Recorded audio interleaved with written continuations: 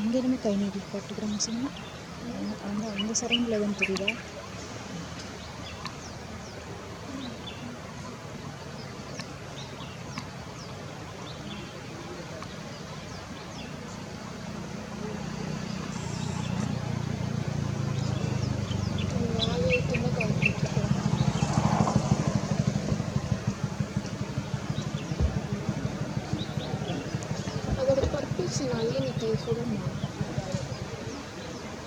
போய் கேட்டுட்டு வாங்க, இறங்கி போய் அவங்களோட பர்பஸ் என்ன வராங்க. ஃபாரஸ்ட் ஆஃபீஸ் இருக்கிறாங்க.